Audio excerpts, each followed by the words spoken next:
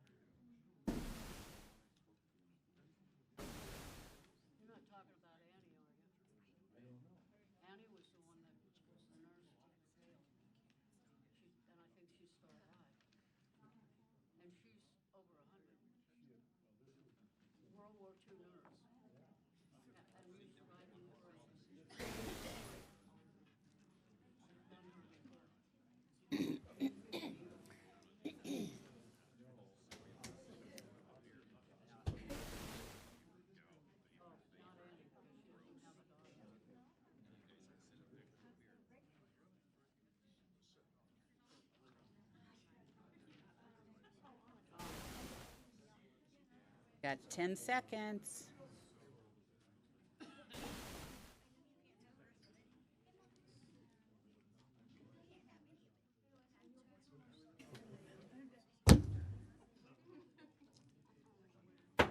Good evening. We'll call the meeting to order. If you'd all please rise and join us in the Pledge of Allegiance. I pledge allegiance to the flag of the United States of America and to the republic for which it stands, one nation, under God, indivisible, with liberty and justice for all. Thank you. Please be seated. Sean, will you please call roll? Deputy Mayor Pelosa. Here. Councilmember Baggett. Here. Councilmember Brown. Here. Councilmember DeCoursey. Here. Councilmember Holman. Here. Councilmember Trout Manuel. Oh, here. Councilmember Wells. Excused. I was paying attention to, I'm trying to help Councilmember. Shoot, probably. Okay. All right, we will move down to citizens' input, public hearings and correspondence. Audience participation. This is a place on the agenda where the public is invited to speak to the City Council on any issue. Those wishing to speak are reminded to sign in on the form provided. Do we have a lot of, Bill, Chief, can you tell, are there a lot of people signed up for public comment? Okay, I will, after they sign in, would you mind handing me the sheet and I'll just call people from that sheet?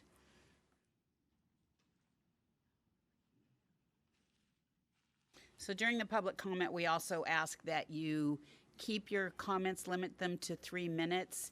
And Sean does have a 3-minute clock that she starts after you've said your name and address for the record, and then it will count down for your 3 minutes.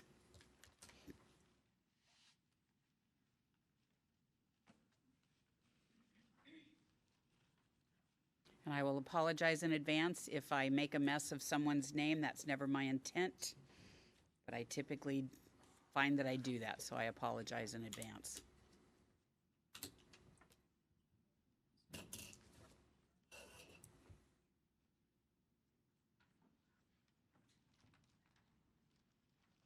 And if we don't have everyone's name that wants to speak, that's okay. It's just that when we have that many signing in, I try and do it in the order that they were signed in. All right. First on the list this evening is Bruce Wandler.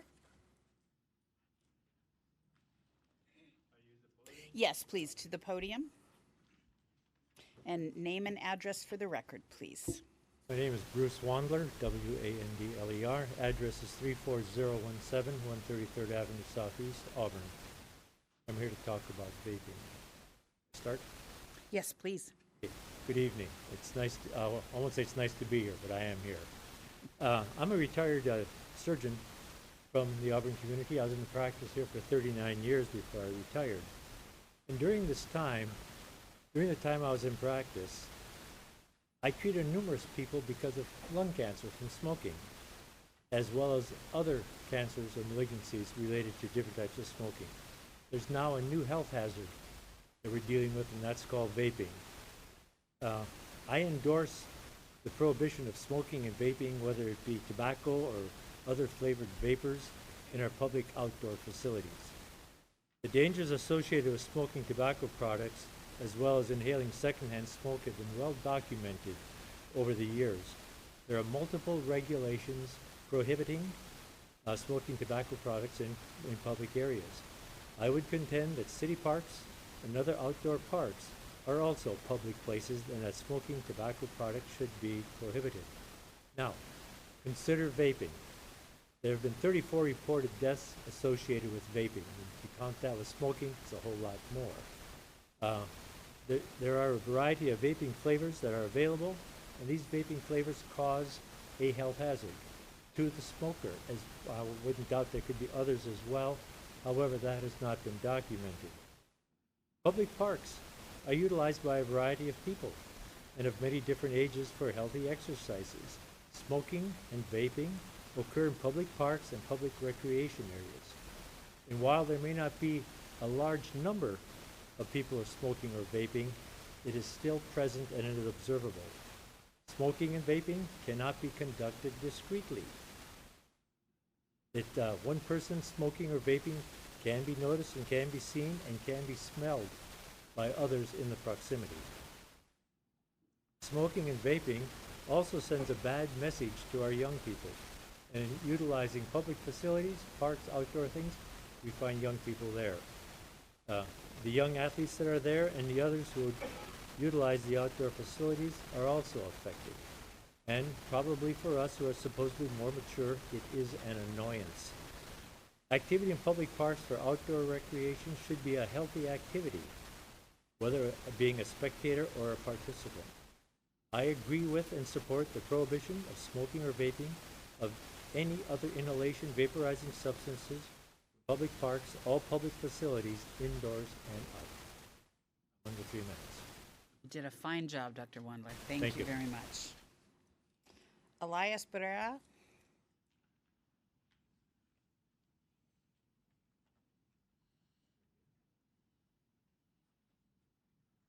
Good evening, everybody. My name is Elias Barrera. My address is 1001 37th Street Southeast here in Washington. I'm currently an in-flight supervisor for Alaska Airlines, and I'm here to talk. I don't have as many statistics as our doctor here, but I'm here to talk from the heart. My mother-in-law passed away 7 months ago from pulmonary fibrosis. She never lit a cigarette. She never vaped it. She never did anything. But she had that disease due to secondhand smoke. She was diagnosed with that about 6 years ago. The lifespan is usually about 5 years after you're diagnosed. She passed away. And to me, it hits in my heart because it could have given her a few more extra months, extra years, extra days. Me, I endorse the restriction or the prohibition of smoking or vaping in public parks. To me, we have a responsibility for our children, and they're our future. Thank you. Thank you. Elaine Kitamuya. And you can tell me if I've completely messed up your names. You did fine. Okay. Elaine Kitamura, Community Impact Director for the American Heart Association. Address is 701 2nd Avenue, Seattle, Washington. Good evening, everyone. Thank you so much for the opportunity to speak. Recent studies have shown an association between comprehensive smoke-free laws and a significant reduction in secondhand smoking. Reducing exposure to secondhand smoking will improve public health by reducing the risk of heart attack and stroke events. Secondhand smoke is a toxic air contaminant, placing it in the same category as automotive and industrial air pollutants, for which there is no safe level of exposure. By adopting policies that create smoke-free outdoor environments, the city will protect the community from harmful toxins that contribute to chronic health conditions. A growing body of research has found that exposure to secondhand smoke in outdoor areas can be as harmful as exposure in enclosed areas. Although we support this ordinance and the commitment you are making, 2 points we encourage you to consider. One is excluding the golf course from the ordinance puts the golfers and employees at the golf course at risk, as they often spend several hours in proximity to the same individuals over the course of a game of golf. We encourage you to include it in the ordinance to protect the health of golfers and workers at the course. Consider removing the level 3 civil infraction or reducing it to a level 4 to ensure the emphasis is on public health and prevention versus punishment. Most places have found that an ordinance is coupled with signage and public education is substantial enough to improve air quality. Thank you for your commitment to improving the health of Auburn. The American Heart Association encourages to adopt a smoke-free parks policy to protect the public from exposure to secondhand smoke and to pass this ordinance. Right. Novelyn de la Peña?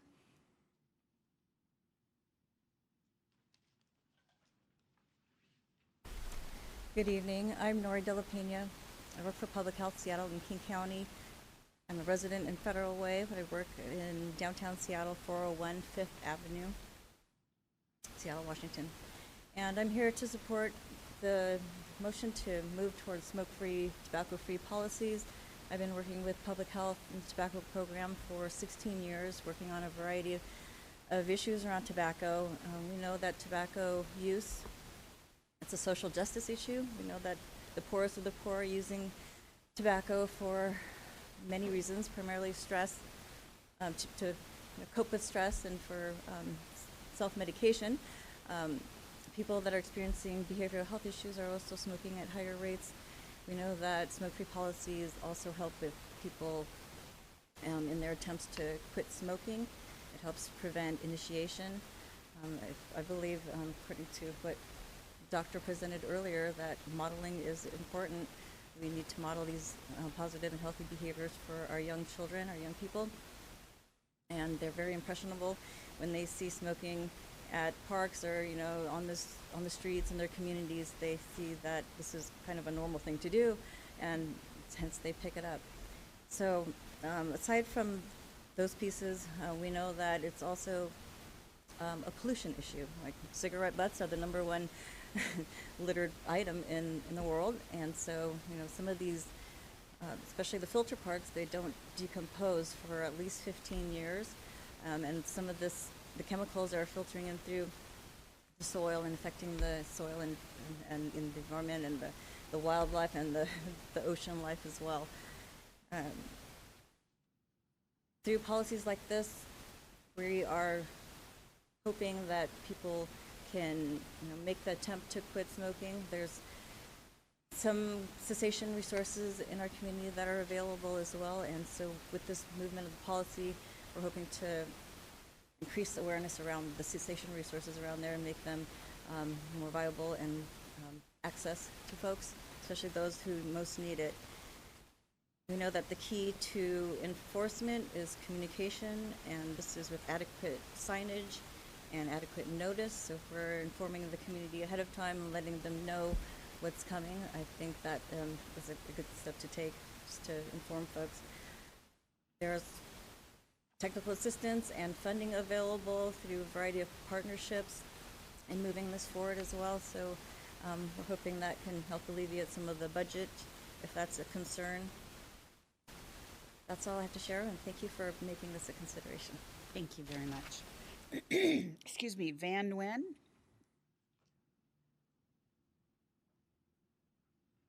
Hi everyone, I'm Dr. Van Nguyen. I live at 2 East Main Street here in Auburn. So I am a family medicine doctor at Health Point in Auburn North, and I also live here in Auburn. And as a healthcare professional, it is my job to work with patients in order to get them healthy and to stay healthy. In clinic, I see many different types of patients with many different types of ailments. And sometimes there are themes among my patients that stick out. For instance, just today, I saw a lot of young patients come in with asthma.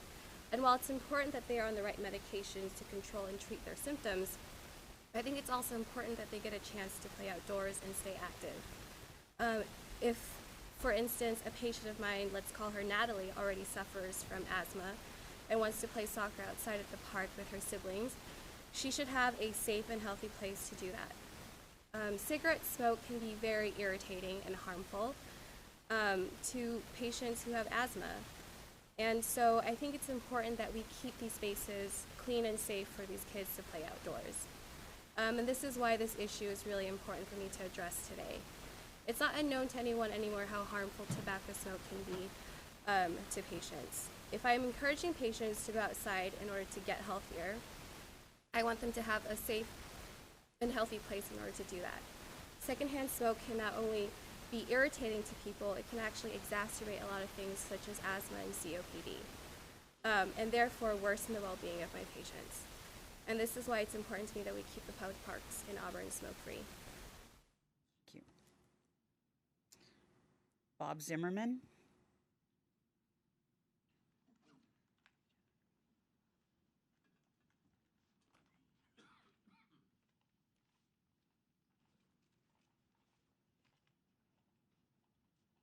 My name is Bob Zimmerman. I live at 33029 46th Place South.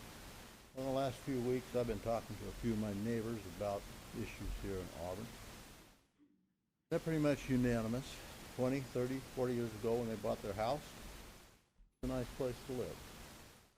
Now, they're kind of upset about uncontrolled growth, overcrowded schools without any kind of mitigation, overcrowded streets without any kind of mitigation. The list just goes on and on and on. Now, the issues that I've brought up here in the last few couple of years, actually, about safety, they didn't have any problem understanding what I was talking about. They indicated they understand it really well. The only people that don't understand it are the City of Auburn and Valley Regional Fire Authority. I brought the issue up with South King Fire, who is our emergency responder under mutual aid, because our old fire station's only a mile away and Auburn's is 5 miles away. They put a dispatch alert on there to warn their personnel of the risk involved, so they would be warned en route. I don't understand why the City of Auburn and Valley Regional don't have those same kind of concerns for the safety of the neighborhood. It's just beyond my comprehension, but I spent about 40 years in the electrical trade making things safe, and I've never seen anybody in an office wearing any kind of safety gear. And I suppose that kind of comes, this safety kind of comes from, people learn, they're mostly visual learners. People that sit in offices never see any of these kind of disasters, so they don't much care about them, I guess. Anyway, I see in the mayor's update that she was out serving coffee at Starbucks, and I suppose this is kind of a fun thing to do after you get your work done. That's no big deal. But for the kind of salary we pay, I would think that we would get a little better judiciary responsibility when we haven't even verified any of the facts of the issues that I have raised here in the last 2 years. Fortunately, I think the expert opinions that the city puts out needs to be examined We probably need to do some kind of a psychological examination similar to what we give the police if they're going to make life and death decisions. So, thank you. Bye. Thank you. Jonna Christian.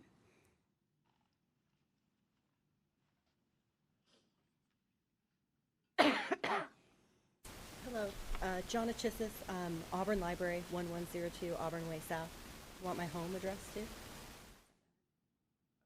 All right, good evening. I'm Jonna Chissis and I'm the operations manager at the Auburn Library. And for the past 2 years, I've also served as the chair of the Auburn Prevention Coalition, working on bringing programming and initiatives into the community designed to prevent underage drug and alcohol use in our community and our schools. I've also attended and followed the work of Auburn's Blue Ribbon Committee and the work they're doing on healthy outcomes in our community. The Auburn Library sees an average of 20,000 people come through our doors every month. The majority of these people are children and families who are attending story times, teens who attend teen programming, or use the study zone tutors that we offer at the library. We have elderly folks who come in and check out books and attend adult programming. And at tax time, we have members of our community of all ages who descend upon the library for tax forms and assistance from our wonderful AARP volunteers who help do taxes. We have classes on technology. We offer genealogy assistance, talk time, and ESL sessions for folks who are trying to learn English. We have puppet shows for kids. We have musical performances and job search and resume assistance. We also offer fun events like the Fiber Arts Fair that we did last May, where folks came in and got to practice and learn a variety of crafts. In addition to the array of resources and programs that we offer at the library, a critical part of our mission is to provide a welcoming environment for our community members to use and enjoy.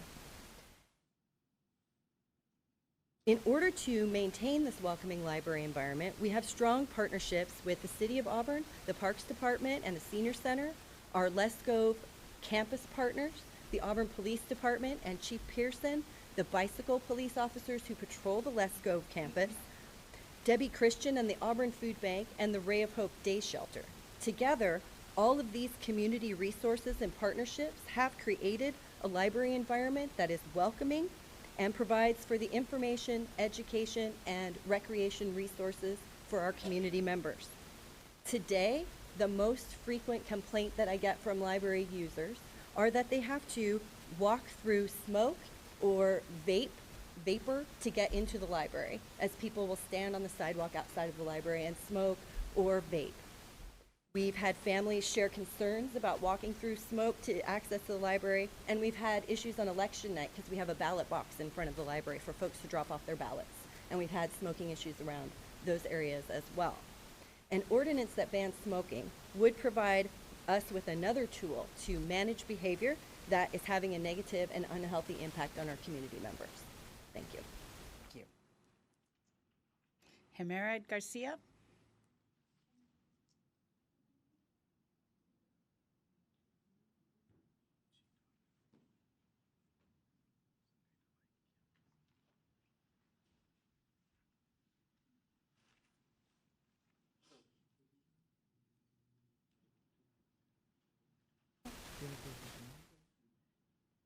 I'm going to help her interpret as much as I can.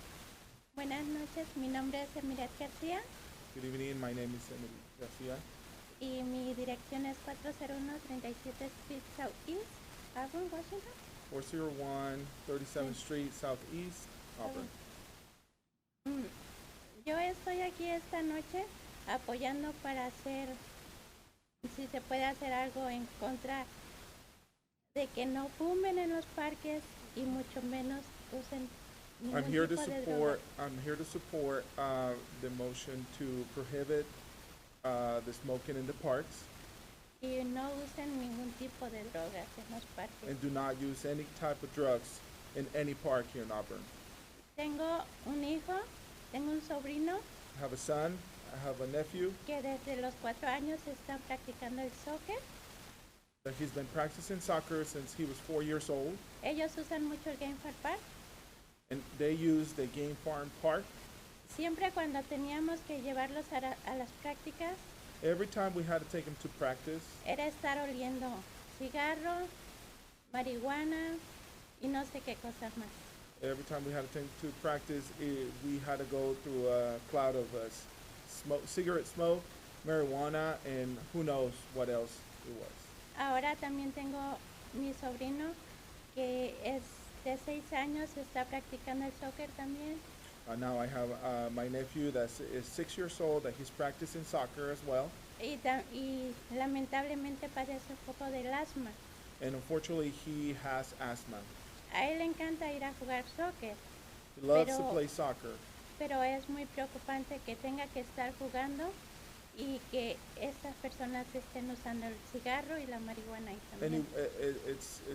he loves to play, but it worries me that he has to play under those conditions of people smoking cigarettes or smoking marijuana. Ojalá y que se pueda hacer algo al respecto. Sé que es legal ahora la marihuana, pero me gustaría que no fuera en los parques. I hope there's something that can be done about this. I understand the marijuana is legal, but I just wish that it wasn't legal at the park. Muchas gracias. Thank Buenas you. noches.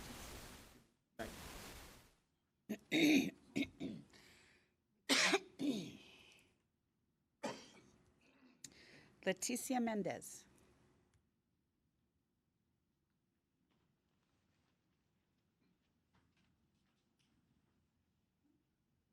Good evening, everybody. My name is Leticia Mendez. I live in 1901 37 Wade, Southeast Auburn.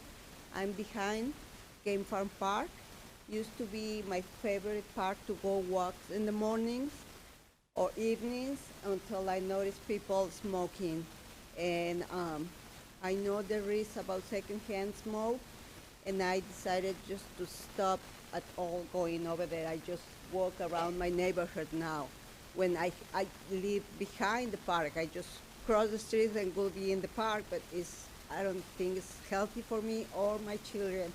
And I will support that you pass an ordinance prohibiting smoking in public places.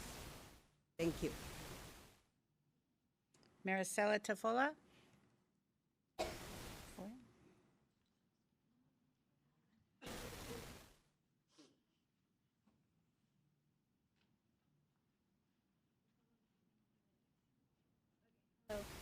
My name is Maricela Tafola.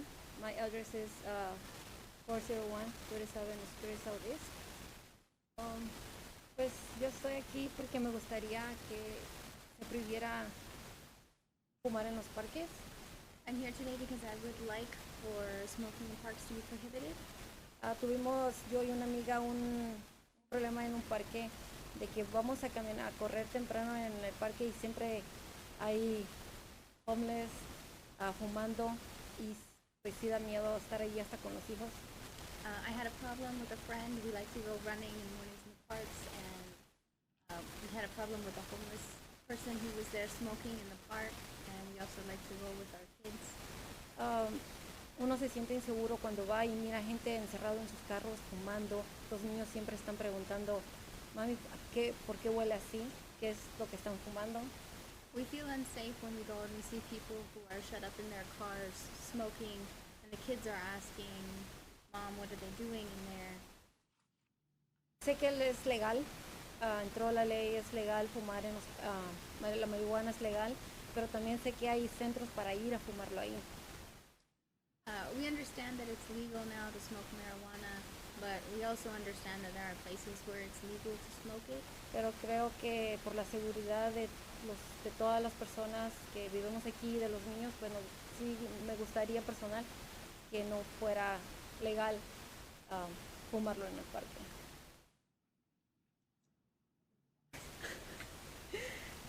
Solo me gustaría que no fuera legal fumarlo en el parque. I would just like for it to not be legal to smoke in parks. Gracias. Thank you. And Marie, and I'm sorry, Marie, I can't read your last name. Sorry, Marie? Once? Yes. Sorry.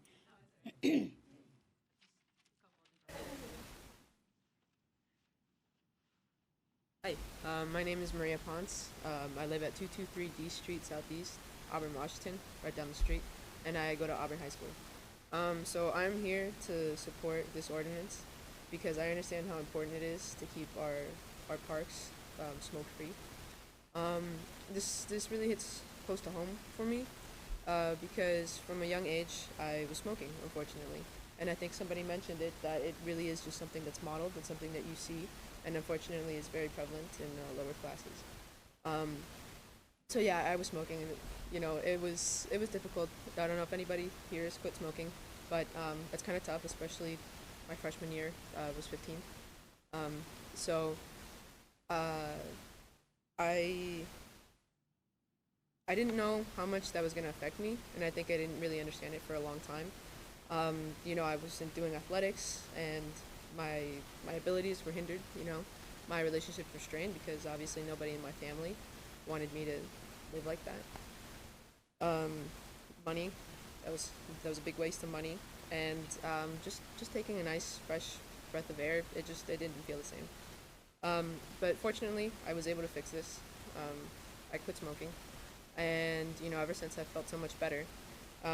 But I know that if this is banned, kids are going to see it less. They're going to be less likely to want to smoke. They're not going to be exposed to that secondhand smoke. And I know that this will also back efforts that we have going on at schools. At Auburn High, we have teen talks that discuss these topics. We have anti-smoking, anti-vaping campaigns that will be backed by this. And I know that together we can hopefully make it a brighter place for kids. So. Yeah, thank you. Thank you. Congratulations for quitting. All right, that is the end of the list. Is there anyone in the audience that would like to speak? Is there anyone? Please come forward and give your name and address for the record. Excuse me.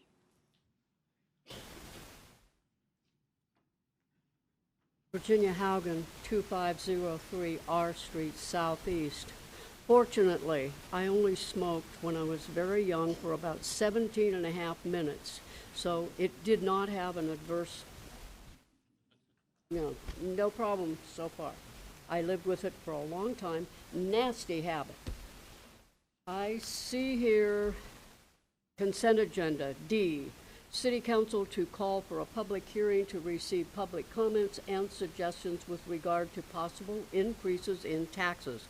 I'm a little late with my comments and suggestions, but I will read it anyway. In about 2004, the city signed a lease with the owner of the Auburn Avenue Theater. I, for one, was horrified that we would agree to pay $5,500 a month for a building that could not even meet our fairly lax city codes, building codes. Later, that lease was amended so that the owner could afford to pay the taxes on said theater. In the meantime, in order to use the Auburn Avenue Theater, the city spent nearly $200,000 to bring it up to code. My own rough estimate is that Auburn has in the neighborhood of about $1 million into a theater that can't possibly be making any money. And now, after hearing Shelley Coleman tell you, council, mayor, that without serious action on your part, the city will be, in 2 years, unable to pay its bills. Now I hear that we have decided to give the owner of said theater $650,000 for a theater that still may need nearly $1 million in upgrades. I would not want to call anyone in this room crazy, but I am beginning to wonder. I don't think that the city of Auburn can afford to give anybody $650,000 for anything at this point, and I firmly, and some of my friends and relatives believe, we all think that maybe the owner of the theater should give us the theater. Thank you. Thank you. Is there anyone else that would like to speak? Final time. Anyone else like to speak? All right. I thank those of you who provided public comment tonight. And we will move on to, we have no correspondence. Oh, yes. We do have correspondence, Okay. Mayor. Council's been provided a letter from the Puget Sound Clean Air Agency and the American Heart Association. Okay, very good. Yes, thank you. My iPad was covering them up.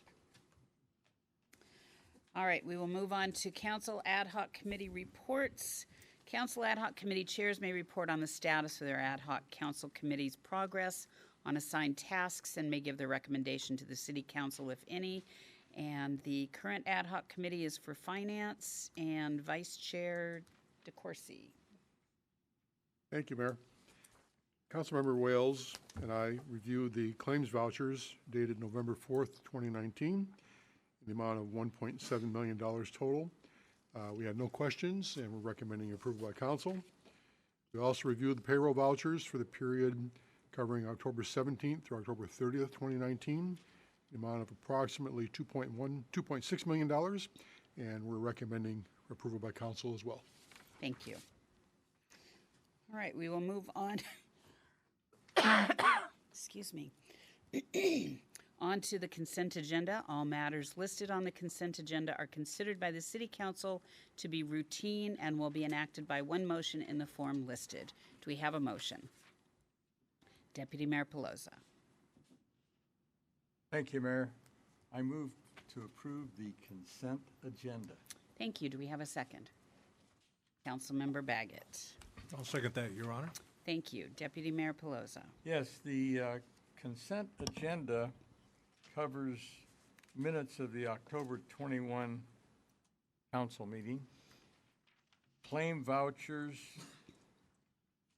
the amount of $1.7 million, payroll vouchers in the amount of $2.6 million. And also, it covers the 2020 property tax levy public hearing. That's it, Mayor. Thank you. Are there any questions or comments? All those in favor of the consent agenda, please say aye. Aye. Those opposed, please say no. Passes. We have no unfinished business this evening. We have no new business. We will move to ordinances. Mr. City Attorney. Thank you, Mayor. Ordinance number 6733, an ordinance of the City Council of the City of Auburn, Washington, related to the Shoreline Master Program, amending Chapter 16.10 of the Auburn City Code, and repealing and reenacting Chapter 16.08 of the Auburn City Code. Thank you. Do we have a motion? Councilmember DeCoursey. Thank you, Mayor. I move for the adoption of ordinance number 6733. Thank you. Do we have a second? Councilmember Holman. Thank you. Councilmember DeCoursey. Thank you, Mayor. As City Attorney mentioned, this modifies our city code. Our City Shoreline Master Program was last updated 9 years ago and initially adopted in 1974. The city is required to periodically go through and update the Shoreline Master Program every 8 years. And this is in response to changes in state laws and rules since 2009. And since we were kind of so far behind, it was proper for us to do it at this time and get us up to date. We received a briefing on this at the last study session, and all the information is in the packet. Thank you. Questions or comments from council? All those in favor of ordinance number 6733, please say aye. Aye. Those opposed, please say no. Passes. Ordinance number 6747, an ordinance of the City Council of the City of Auburn, Washington, relating to tobacco use in public parks and amending Chapter 2.22 of the Auburn City Code. Thank you. Do we have a motion? Councilmember Trout Manuel. I move to adopt ordinance number 6747. Thank you. Do we have a second? Councilmember Baggett. I'll second that, Your Honor. Thank you. Councilmember Trout Manuel. Okay. This ordinance has been brought to us to our study session, and it covers basically everything that every one of you have come up and testified on. And it's something that I myself belong to the Blue Ribbon, and we have heard a lot on this, and also with the Auburn Prevention Coalition on keeping students from smoking and stuff. This is something that we definitely need in our city to protect our youth, and it's also public safety, and that's something that each and every one of us have taken an oath on. So I move that we adopt ordinance 6747.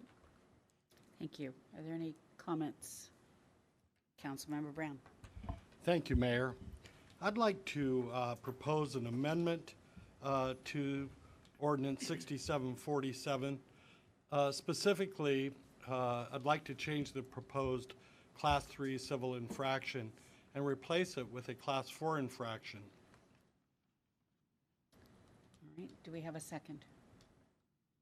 Councilmember Trot Manuel. I second that, Mayor. Thank you. Councilmember Holman, would you like to speak to that amendment? Councilmember Brown I mean, would. Councilmember Brown. Thank you, Mayor. Just a couple of handsome guys here.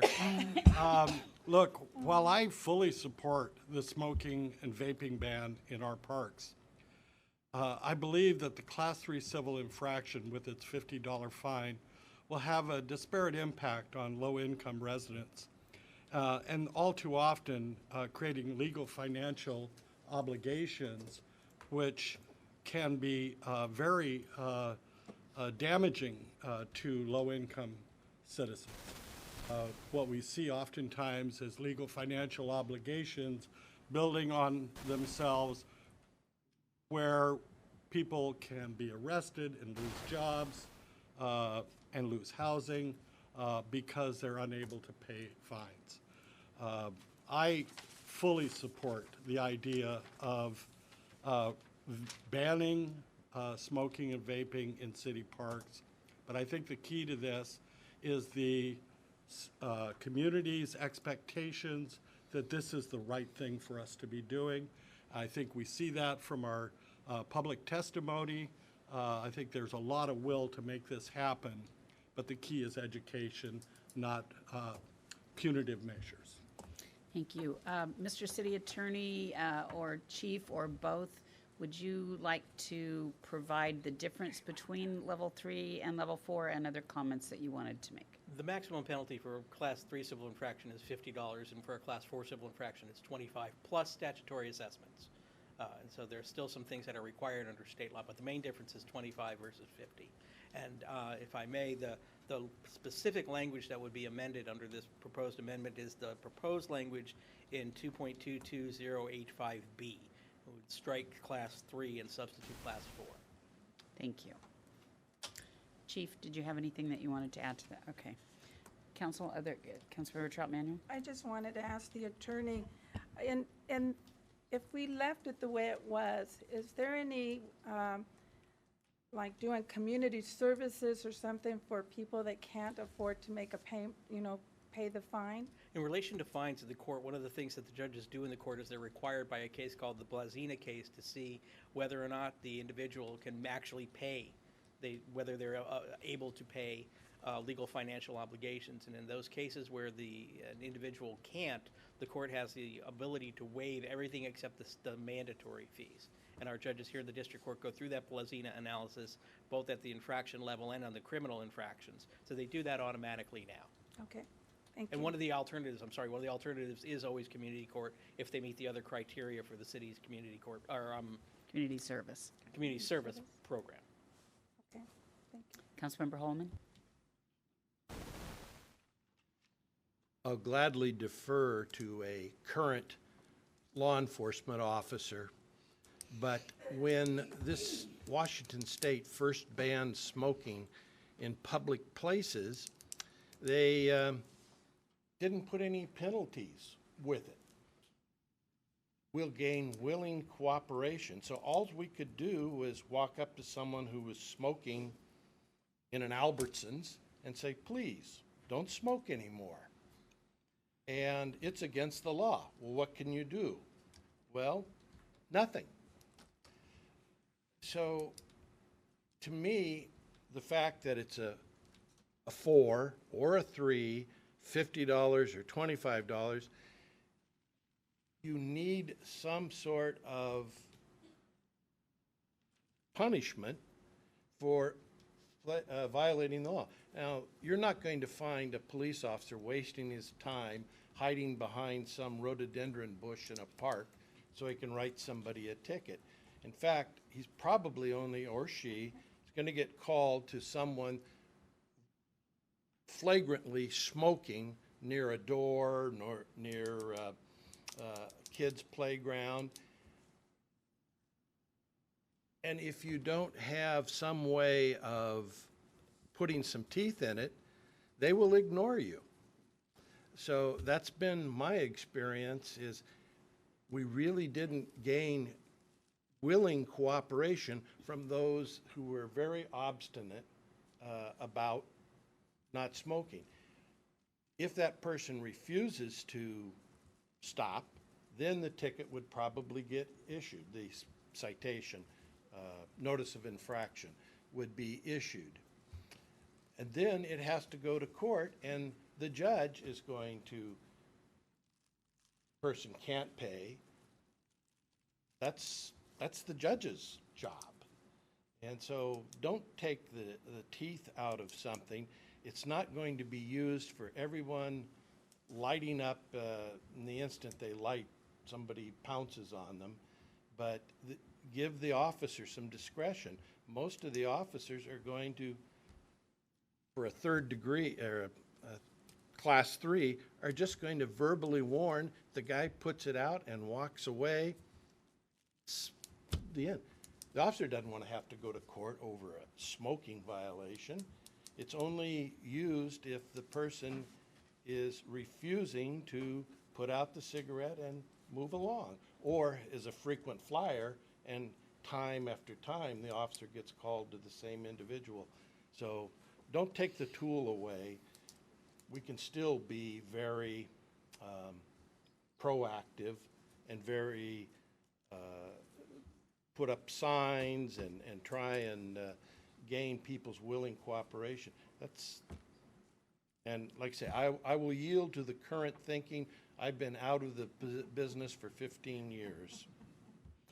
I have that visual now in my head of one of our officers hiding behind a rhododendron, waiting to pounce on someone.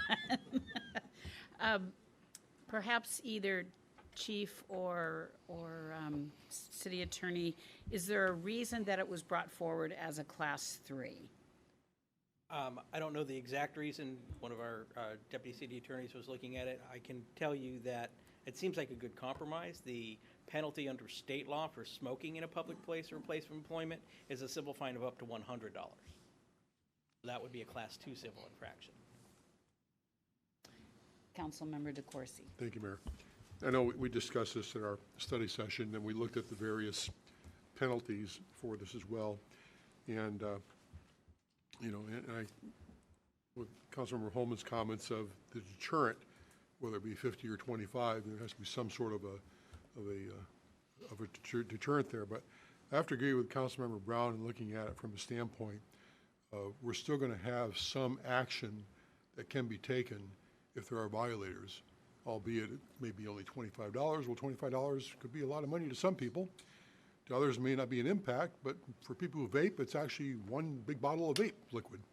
So, there's an opportunity there, I think, has been said, for education, communication, signage, everything we need to do as a city and as a community to get behind this. So, for me, I think we try the 25. Let's see how this thing works.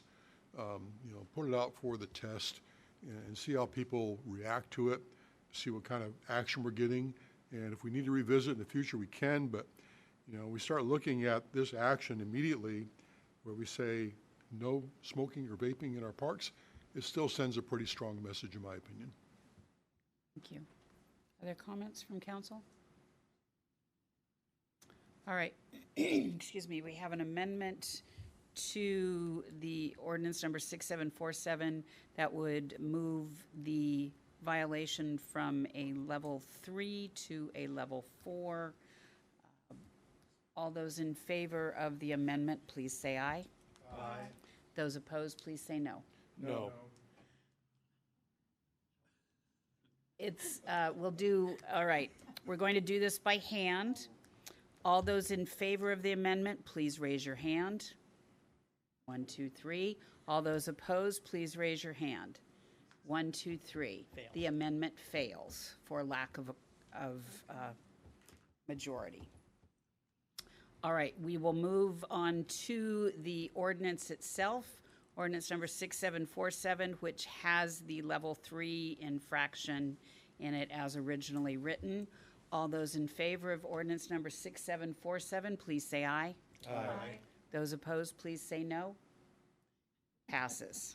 Resolution number 5462, a resolution of the City Council of the City of Auburn, Washington, establishing a hearing date to consider an ordinance authorizing the city to assume the rights, powers, functions, and obligations of the Auburn Transportation Benefit District. Thank you. Do I have a motion? Deputy Mayor Plaza. Thank you, Mayor. I move for the adoption of Resolution 5462. Thank you. Do we have a second? Councilmember DeCoursey. I'll second the motion, Your Honor. Thank you. Deputy Mayor Pelosi.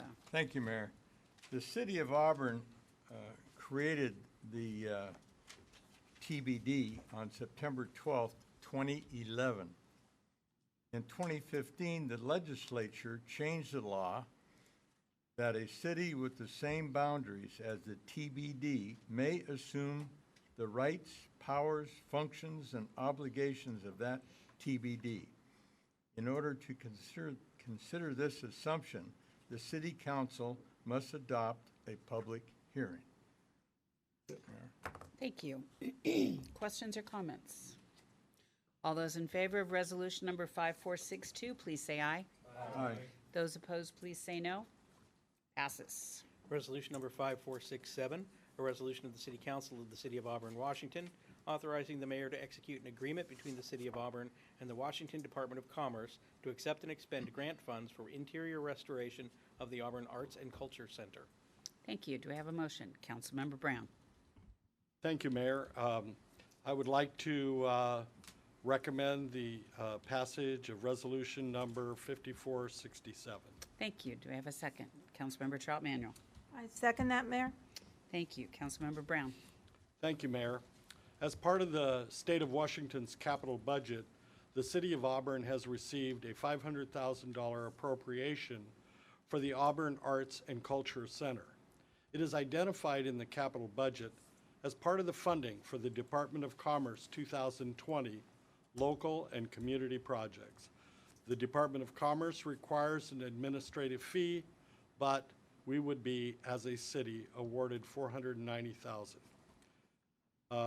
I would also say that this is an example of how the city works to divine funding from numerous sources, which would also include funding from a grant from For Culture grant funds, multi-care grant, and the Auburn Fund Parks Impact fees.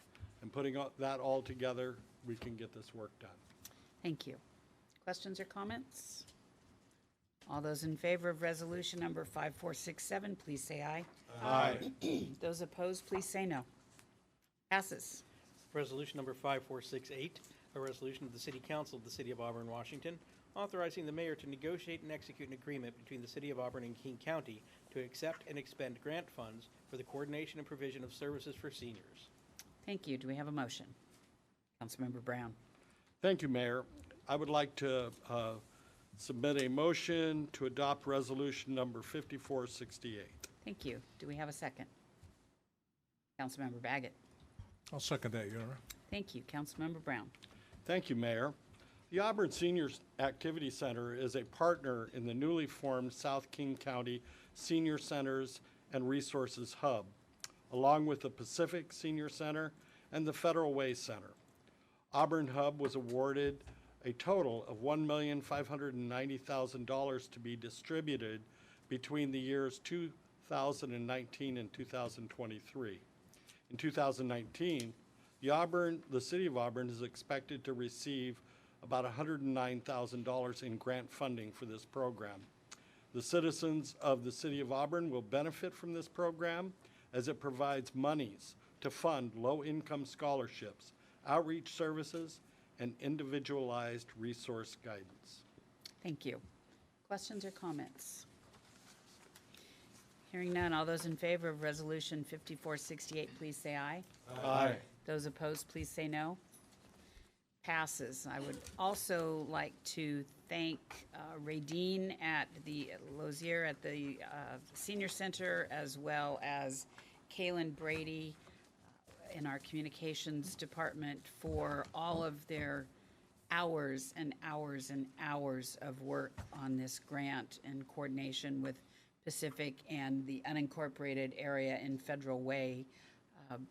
The burden of applying for this grant was rather onerous, and unfortunately, even the requirements changed a few times during that process. But our team did an amazing job of putting together a very, very comprehensive application for that grant, obvious by the amount that we received for benefiting our seniors in the community. All right. Resolution number 5469, a resolution of the City Council of the City of Auburn, Washington, amending the City Council's rules of procedure. Thank you. Do we have a motion? Deputy Mayor Pelosa. Thank you, Mayor. I move for the adoption of resolution number 5469. Thank you. Do we have a second? Councilmember DeCoursey. I second the motion, Mayor. Thank you. Deputy Mayor Pelosa. Yes, the council rules and procedures is how we operate every year. And it's very, very important because it's a guidance for how we do business as a council. So I am happy, and I wanted to thank all the council for their participation in revising this annual event of this procedure. So thanks again, and let's go 2020. Do we have any questions or comments from council? All those in favor of resolution number 5469, please say aye. Aye. Those opposed, please say no. Passes. All right, we will move on to mayor and council member reports. Pardon me. At this time, the mayor and city council may report on significant items associated with their appointed positions on federal, state, regional, and local organizations. We will begin with Deputy Mayor Pelosa. Thank you, Mayor. I had a kind of a light week, although I did attend an opening by Novus, N-O-V-U-S, Auto Glass Company. They opened up at 1801 Auburn Way North. In fact, I was there honoring their opening, and I looked across the street. There's Baskin and Robbins. So I told the guys, I said, boy, you guys are lucky. On a hot day, you can meander over and get yourself an ice cream cone. So anyway, they seem like a very progressive company in the auto glass business. So that's it. Thank you. All right, thank you. Councilmember Baggett. No report this time, But stay tuned. All right. Councilmember DeCoursey.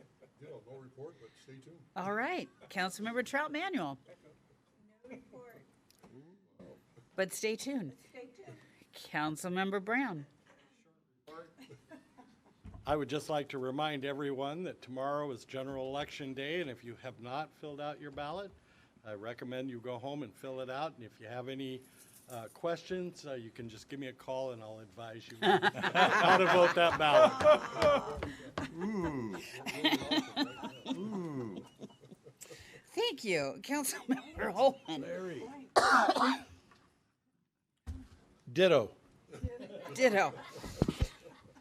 All right. Well, just a few items that I want to share about the last couple of weeks.